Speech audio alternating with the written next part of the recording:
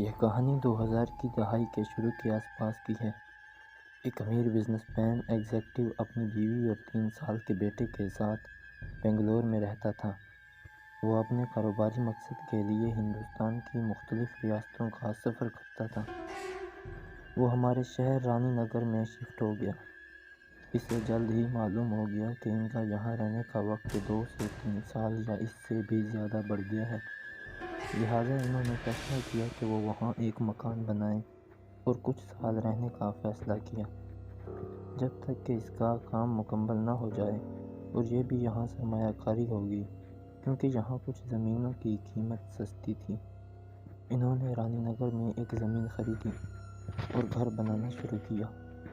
مکان بنانے کے لیے مٹی اور ریت ایک زمین سے خریدی گئی تھی جو قبرستان کے ساتھ لگی ہوئی تھی، اور لوگ کہتے ہیں کہ قبرستان کی دیوار کے قریب زمین کھودتے وقت اس قبرستان کی کچھ مٹی ساتھ آ گئی۔ گھر بنانے کے بعد وہ وہاں شفٹ ہو گئے اور پہلے ہی دن سے کچھ عجیب باتیں ہونے لگیں۔ اس شخص کی بیوی کو گھر کی چھت سے کچھ عجیب آوازیں آنے لگیں، شاید سائے کے گھومنے وغیرہ کی آوازیں سنائی دیتی تھیں۔ اس کی بیوی نے ان واقعات کا سامنا اپنے شوہر اور اس علاقے کے چند پڑوسیوں سے کیا، لیکن ان سب کا خیال تھا کہ یہ ساری باتیں کسی قسم کی الجھنیں ہیں یا شاید ایک وہم ہے۔ کچھ دنوں کے بعد اس شخص کو کسی کام کے لیے کچھ دنوں کے لیے بنگلور جانا پڑتا ہے، اور یہ اس کی سب سے بڑی غلطی تھی۔ اگلے دن سے یہ واقعات بڑے موڑ لینے لگے۔ صبح اٹھنے کے بعد اس کا بستر سونے سے پہلے کی حالت سے مختلف ہوتا تھا، اور اسے کچھ کمروں میں 4 سے 5 لوگوں کو قتل کرنے کی باتیں سنائی دینے لگیں، لیکن جب وہ کمرے میں داخل ہوتی تھی تو وہ خالی ہوتا تھا۔ وہ دن بدن گھبرا رہی تھی۔ کچھ دن گزرنے کے بعد اس نے قریبی کسی کرائے کے گھر میں رہنے کا فیصلہ کیا، لیکن اس نے یہ بات اپنے شوہر کو نہیں بتائی تھی کیونکہ وہ بنگلور سے واپس آئے گا۔ ان چیزوں کے نتیجے میں کاروبار میں کچھ نقصان ہو سکتا ہے۔ اس نے اپنا اور اپنے بچے کا سامان باندھا اور اس کرائے کے گھر میں شفٹ ہو گئی۔ کرائے کے گھر پہنچنے کے بعد اسے یاد آیا کہ وہ کچھ لانا بھول گئی ہے، تو اس نے اپنے پڑوسی سے کہا کہ وہ اس کے بچے کی دیکھ بھال کرے۔ پھر وہ اپنے گھر چلی گئی، لیکن وہ واپس نہیں آئی۔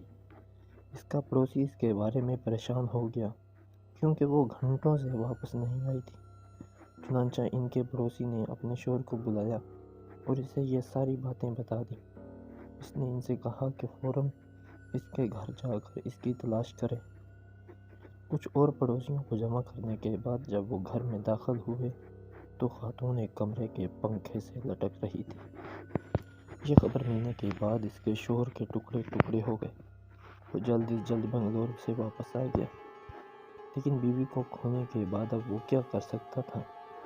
وہ گھر خالی کر کے اپنے 3 سال کے بچے کے ساتھ بنگلور چلا گیا اور پھر کبھی واپس نہیں آیا۔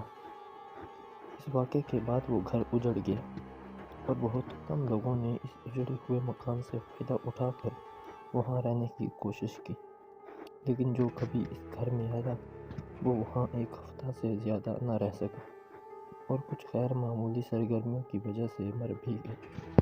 اس واقعے کو 22 سال گزر چکے ہیں اور وہ گھر آج تک 20 قتل کا گواہ ہے۔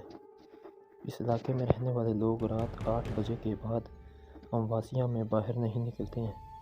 بہت کم لوگوں نے وہاں ایک خاتون کے رونے کی آواز بھی سنی۔ "میرا بچہ کہاں ہے؟"